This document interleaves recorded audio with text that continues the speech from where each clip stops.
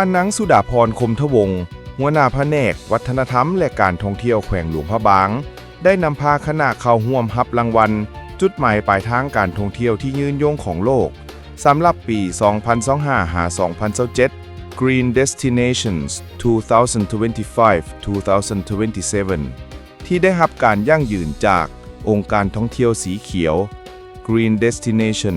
ซึ่งแม่นองค์การนำหน้าในด้านการยั่งยืนความยืนยงให้แก่จุดหมายปลายทางการท่องเที่ยวและผู้ประกอบการธุรกิจในทั่วโลกที่ถูกรับรองโดยสภาการท่องเที่ยวโลกหรือ GSTC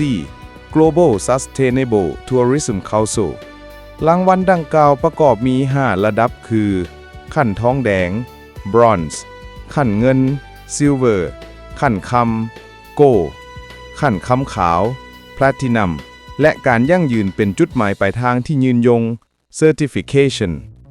สำหรับปี 2025 นครหลวงพระบางได้รับรางวัลจุดหมายปลายทางการท่องเที่ยวที่ยืนยงของโลกระดับขั้นเงิน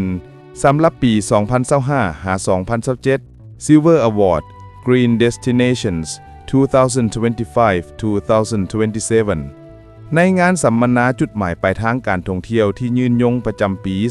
2025 Sustainable Destinations Forum ในระหว่างวันที่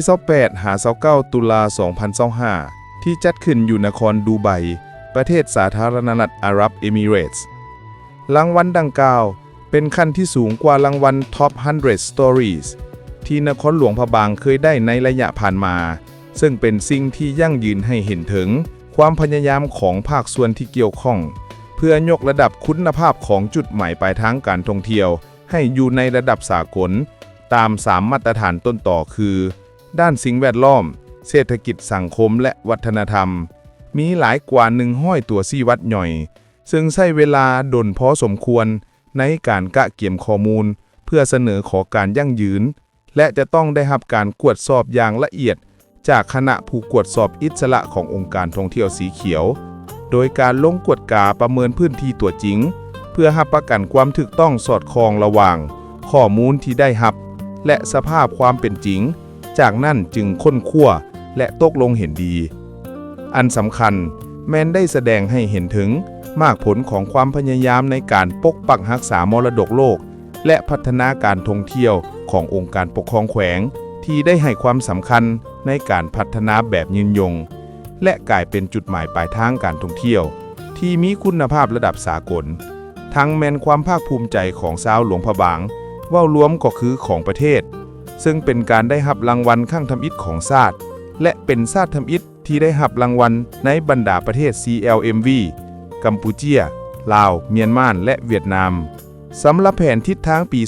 2026 แม้นจะสุมใส่ปรับปรุงตามเงื่อนไขและตัวชี้วัดในแต่ละด้านเพื่อเสนอขอการยั่งยืนรับเอาหลวงพระบางเป็นจุดหมายปลายทางการท่องเที่ยวที่ยืนยงขั้นสูงกว่าและก้าวไปถึงการยั่งยืนให้เป็นจุดหมายปลายทางการท่องเที่ยวที่ยืนยงของโลกในต่อหน้า